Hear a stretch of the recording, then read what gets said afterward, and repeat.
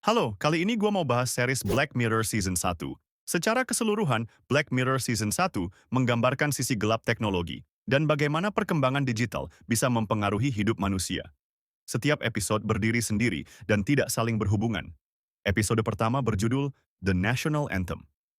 Di awal scene, kita diperlihatkan seorang wali kota Michael Callow yang sedang tertidur nyenyak, lalu seketika ia terbangun lantaran mendapatkan telepon dari bawahannya, yang ternyata Putri Susana, anggota kerajaan diculik dan sang penculik mengirim video rekaman ancaman dan meminta satu permintaan gila jika ingin Putri Susana bebas, yang dimana ia meminta Perdana Menteri Michael Callow untuk berhubungan intim dengan babi dan disiarkan langsung di TV nasional dengan deadline pukul 4 sore dini hari.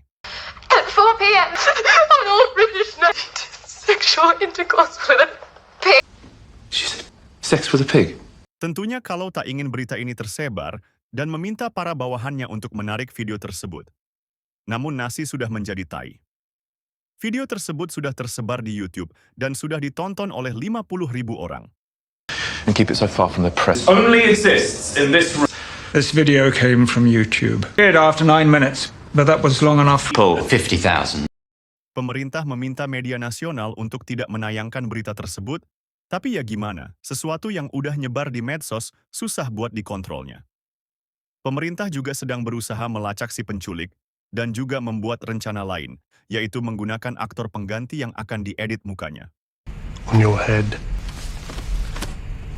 Masyarakat kini terbagi menjadi dua, yang menyuruh Perdana Menteri untuk tidak melakukannya dan ada sebagian yang menyuruhnya, demi keselamatan Putri Susana. Di sisi lain, pemerintah berhasil menemukan lokasi si penculik itu, dan lokasi itu nampak di sebuah kampus tua yang sudah lama terbengkalai. Lalu kemudian pemerintah menyuruh tim pasukan elit untuk ke sana, ke tempat si penculik itu berada.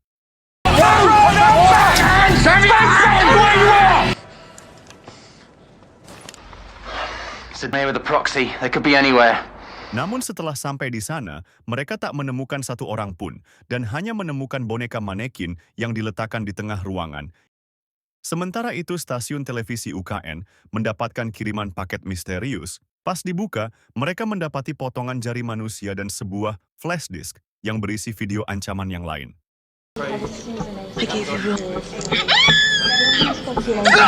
Dan ternyata potongan jari itu milik Putri Susana. Si penculik marah dan sudah tahu akan rencana pemerintah yang ingin menggunakan aktor pengganti. Jelas ia makin ngamuk dan mengancam akan mencelakakan Putri. Kini opini publik berubah. Yang awalnya terbagi menjadi dua, kini mulai meminta Perdana Menteri Callow untuk melakukan perintah penculik itu. Tekanan sosial yang semakin menjadi, membuat Callow terpojok. To the public, this would be one man. I've made arrangements for the broadcast. I'm sorry, Michael. It's out of your hands.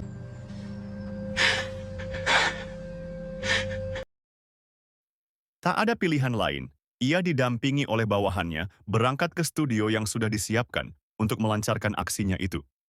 Pemerintah juga menyuruh masyarakat untuk mematikan TV pukul 4 nanti, dan juga akan memberi sanksi kepada siapa yang menyimpan atau merekam siaran langsung tersebut. Jelas masyarakat tidak peduli dan malah nonton bareng dengan antusias. Sesampainya di sana, Callow ditempatkan di satu ruangan yang sudah terdapat kameramen dan seekor babi betina yang telah diberi bius. Dengan berat hati, Callow membuka jas dan celananya dan melakukan aksi paling menjijikan yang pernah ada dan disiarkan live di TV.